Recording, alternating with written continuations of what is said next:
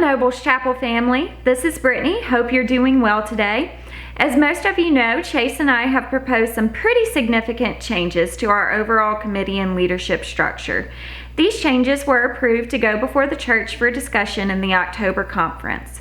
We presented the changes to those present at the October conference, but we wanted to make sure that everybody had the presentation available. We will continue discussing these changes through the month of December, and we will vote on the changes during the January conference. I'm going to run through a shorter version of our presentation from October that discusses the big picture of what we are wanting to do and why. If you have any questions, please let me or Chase or your deacon know, and we will be more than happy to talk with you. So let's get started. So the big question is why, right? Why do we want to restructure our ministry here at Nobles Chapel? Well, there's a few reasons behind that. The pandemic has afforded us the opportunity to review what we are doing and to start thinking a little bit outside the box. When we eventually return to normal, we can reset Nobles Chapel in a way that embraces the future, in a way that embraces a new tomorrow. Our current structure is a bit dated. Our committees have been virtually unchanged since the founding of the church over 125 years ago. And at that time, most churches designed their committee structures around various civic structures like the Rotary Club that were popular then. However, most people nowadays do not join civic structures, so our committee structure is largely unfamiliar to them. Our structure is also cumbersome and overwhelming, with a lot of the same people serving over and over and over again on different committees. In order to appeal to a new generation, we should simplify our structure, make it more descriptive of what the ministry actually entails, and inject some new excitement into what we are doing to ultimately serve God and to serve others. Lastly, please note that this is not just a change of name from committees to ministry teams. This is a lot deeper than that kind of surface level change. What we want to do is streamline our structure so that it moves our entire church towards meeting the three goals that were identified by our church leaders over a year-long discernment process. And what were those goals again? Simply put, our deacons and church leadership identified these three goals as the core of what it means to be Nobles Chapel. Who are we? Who has God made us to be? And out of that, how are we called to serve? We are a church who loves to serve one another, who cares deeply about our children and youth, and who has a huge desire to reach the community surrounding us with the gospel of Christ. Thus, our three goals as a church are to serve our church family, disciple the next generation, and reach our community. When we look at our current committee structure, it is not very conducive to meeting those three goals. We have a total of 24 committees, which is cumbersome and overwhelming. It leads to burnout as the same people serve on multiple committees. It is difficult to explain to new members who want to get plugged in, but aren't sure which is the best place for their talents and abilities. It also leads to situations in which committees become isolated from the rest of the church ministry. For example, everyone sees the Easter egg hunt as the purview of the Youth and Children's Committee. So the expectation is that only those people on that committee will handle that event, when the reality is that the whole church is needed to come together to pull off big events like that, not just because more volunteers are needed than the number of people on that committee, but because we as a church should be working together in all aspects to meet our three goals. That is why Chase and I and the deacons are proposing the following change.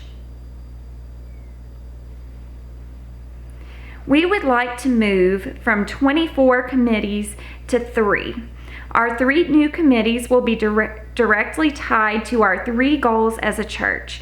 Our goals are to serve our church family, so we have to So we have a service committee to disciple the next generation. So we have a discipleship committee, and to reach our community. So we have an outreach committee. As we began to think through this, though, we did realize that the same people who serve on social and kitchen committee are not the same people as the ones who serve on building and grounds. So we decided to further split our service committee into two subcommittees of stewardship and fellowship.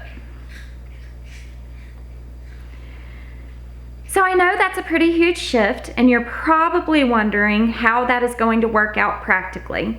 So here's a slide that shows you how our current committees will combine and streamline into our new structure. Think of service as the committee that handles all of our internal church workings. Stewardship will take care of anything to do with the building, which relates to our relationship with Pastor Jamie and our brothers and sisters at El Gran Yo Soy. Fellowship will handle things such as communal meals, decorations, coordination for weddings and funerals, that sort of thing. Discipleship will become our education committee.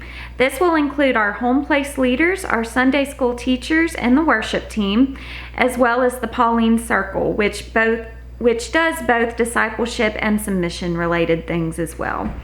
The big change here will be that the Youth and Children Committee will move away from coordination of big events and will take on a role of truly discipling our youth and children by picking out curriculum, thinking about what they should learn at VBS, and focusing on youth camp every summer. Outreach will then be the committee that picks up the big events. We invite people onto our campus for 4 large events per year, and these events are our ways to showcase who we are as a church to those who might be searching for a church home. Those events are Fall Festival, Barbecue, the Easter Egg Hunt, and Vacation Bible School. Those on the Outreach Committee will be charged with the planning of those events, but the whole church is charged with the execution. In addition, we have listed all of our mission efforts, such as CHEW or the Family Food Basket, under this committee, and our church health ministry, which does things for the community such as mental health first aid or the Relay for Life. Ideally, we would like to see about a dozen people on each committee, and we would like to encourage each person to not be on more than 2 committees at a time in order to alleviate burnout and shift responsibility. Though realistically, we know that some people will want to be on all 3. People in the congregation will choose which committee they would like to be on based on where God is calling them and what they are passionate about.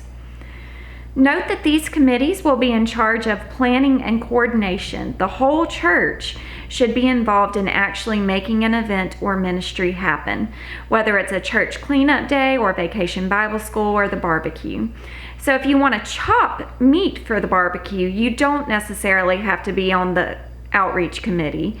But if you want to be in charge of getting grills and calling around for volunteers to chop meat, then you should be on the outreach team, as an example. Each committee will decide for itself how often it wants to meet, and we want to urge each committee to select 2 co-chairs instead of a single chair. In addition, the committees can select point people for individual tasks, such as a point person for the cemetery or a point person for the Easter egg hunt.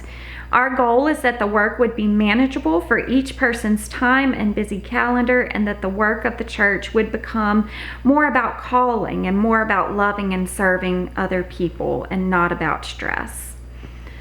On a final note, I just want to say that this is not really a whole lot different from what we're doing now.